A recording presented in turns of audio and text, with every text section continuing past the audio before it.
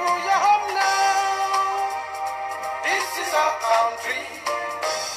We need to be free. I want to be free. They say the sun, they say the moon will shine on Amazonia. Hallelujah. They say the sun will shine someday. They say the moon on Amazonia. Hallelujah. I want to be free in my homeland called Amazonia. Hallelujah. It's been 6 years, it's been 10 years, it's been 49 years. We've been alone. Amazonia. They say we'll be free through a sea and sea. Amazonia, free my homeland.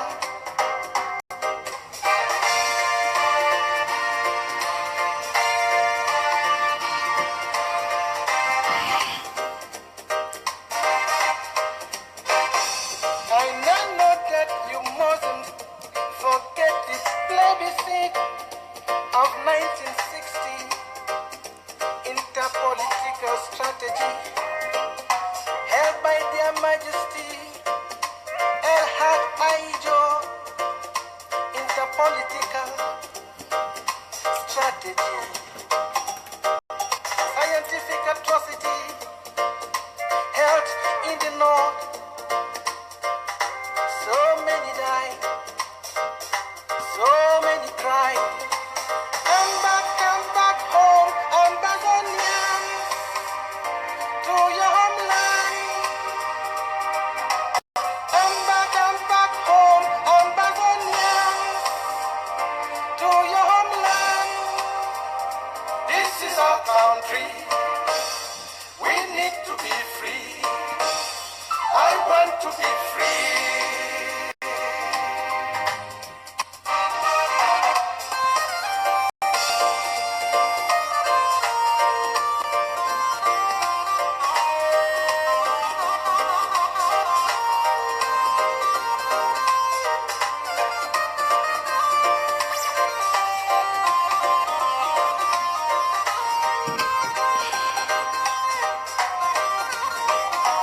I need to be free. Good evening. What a yesterday. What a yesterday. I'm glad to be back here on this platform to communicate with you, to have a conversation with the fine people of Amazonia, who are the only stakeholders in their own future. Yesterday was a hectic day, and I'm indebted in gratitude for the understanding of our people, their resilience and tolerance in the face of seeming uncertainties. I have not come here today to lecture you. I have come to assure you that we as a people are bonded together, united together to face a common enemy that stares at us with glaring familiarity. And we should make no mistake. The more we bring our forces together, the faster we can bundle out the colonial regime from our homeland and to make a better place for our kids, for ourselves, and for all those who never had a chance. Today, I would make a couple of clarifications. But the most important discourse this evening is to let you all know that you should never waver in your thoughts, in your feelings, and your solidarity with the stakeholders and actors who represent your interests. There are schemings, there are some little disturbances that time and again will surface. But much of our work is done in the background. And I can assure you that we are doing a lot of work to be able to foster unity, build a common platform that is genuine, reflective of the aspirations of our people in general, and the stakeholders and political platforms in particular. Yesterday, I made a decision after consultation with members of the Ambazonian Governing Council to withdraw our delegates from Skakuf. This has been a very difficult decision, but it was carefully thought of. We discussed the details, and we thought it was timely to withdraw our delegates, have more consultations, and to be able to address some lingering issues with the way Skakuf has been erected. We believe in unity, and we are going to achieve unity. But it must be based on good faith. It must be based on understanding. It must be based on mutual respect. We can build the kind of unity that Cameroon has been striving for the past 55 years. And I'm very happy that the facilitators and organizers of the platform of Skakuf reacted quickly and resolved the issue. And so in the coming days, I will be consulting within the Ambazonian Governing Council to ensure that our delegates continue to take part in the discussions in building a more unified platform, a platform that represents our common interests, and one that is strong enough, resilient enough to face the challenges that are staring in our faces. I want you to understand that when I spoke to you the last time, I said, we will liberate our country not by a single method. We are going to defeat Cameroon by having a comprehensive approach that marries targeted diplomacy, internationalization of our struggle, and the right of our people to defend our interests block by block, neighborhood by neighborhood. We are not against litigations.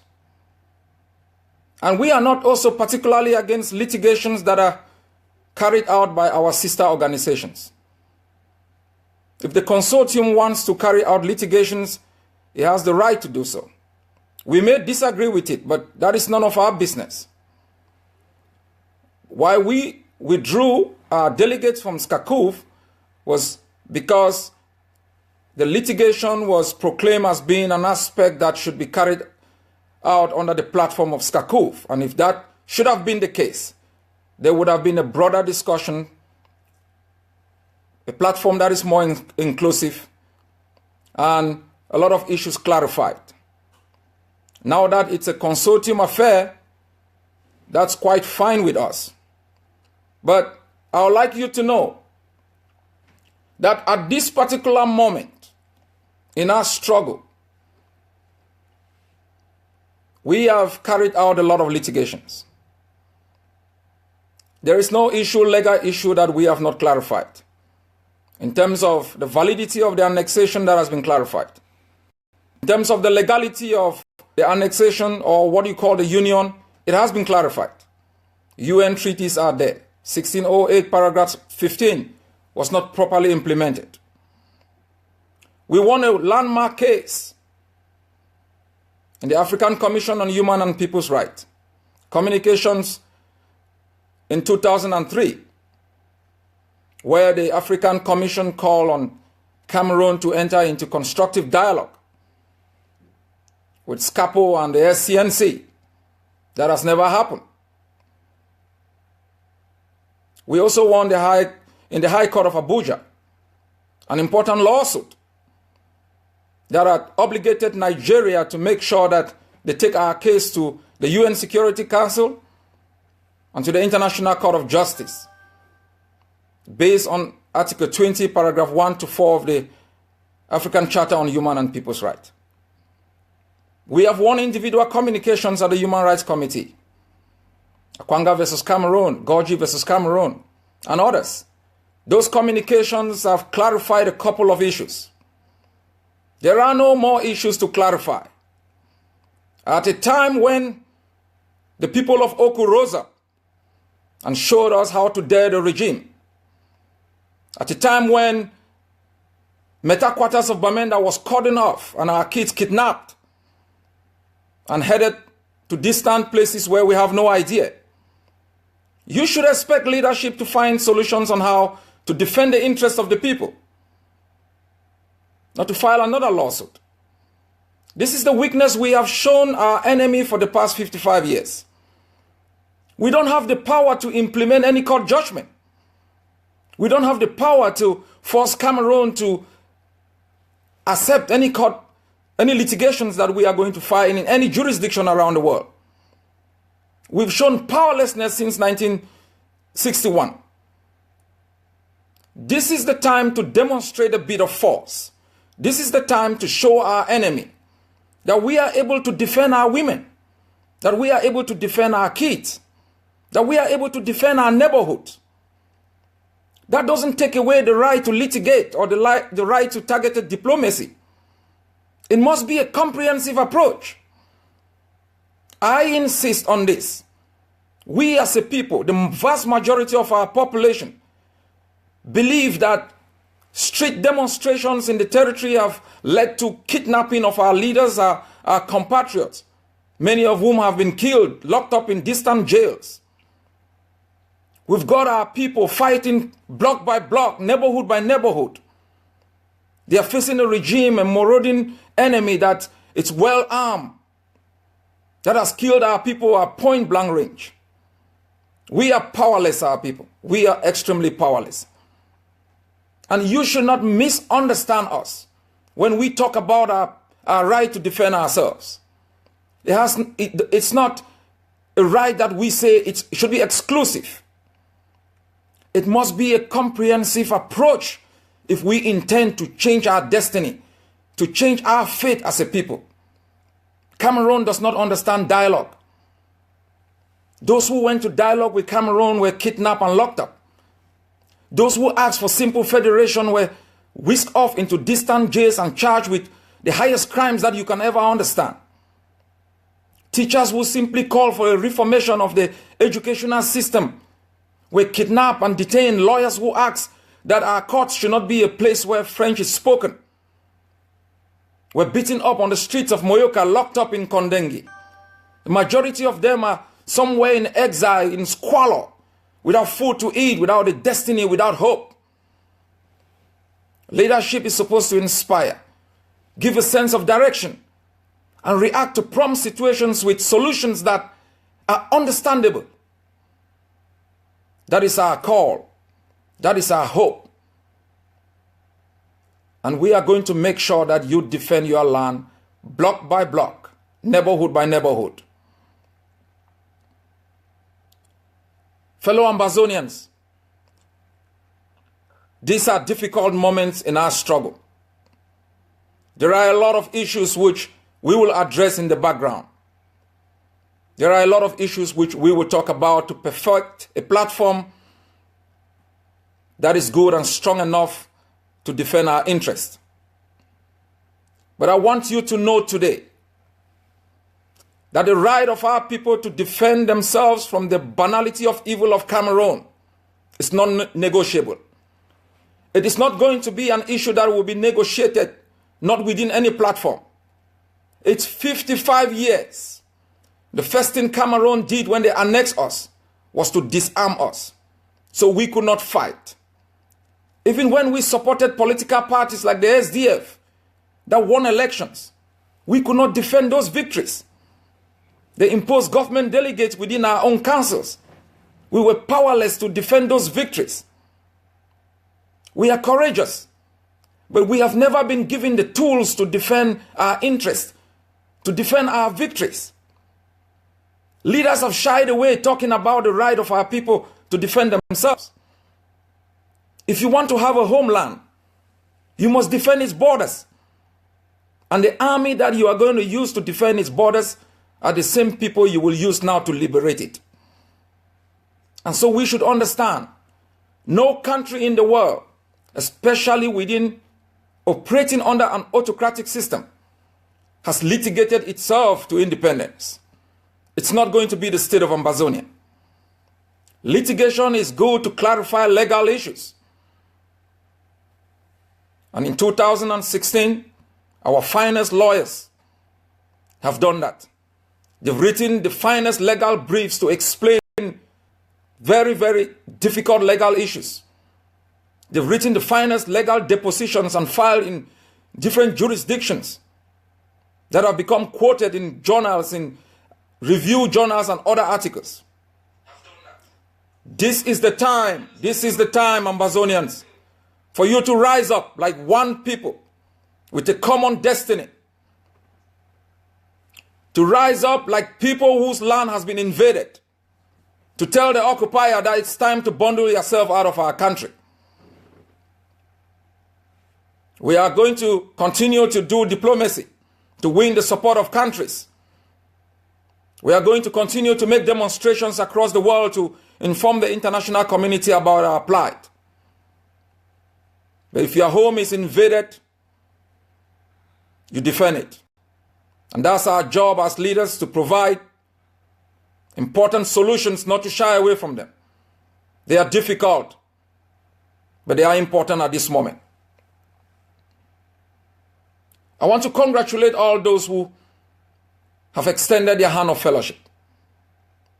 The wonderful people who have called to congratulate, to caution. I had an important discussion just a couple of moments before I came on live with Wendy. She explained the necessity for us to work together. She explained her fears that we may lose this battle. She explained why we must, as leaders, deal with our differences in the background. Why we must inspire our people to be able to face the difficulties. I've heard you. And we are going to do that for the interest of the people of Ambazonia. I also want to let you know that there are humanitarian issues. There are lawyers that are somewhere in Africa who cannot eat. There are teachers who are unable to find a space to sleep. There are people in Kondengi. This is how urgent the situation is. We have to do it now. We have to do it this year. We have to create a homeland for ourselves in 2017.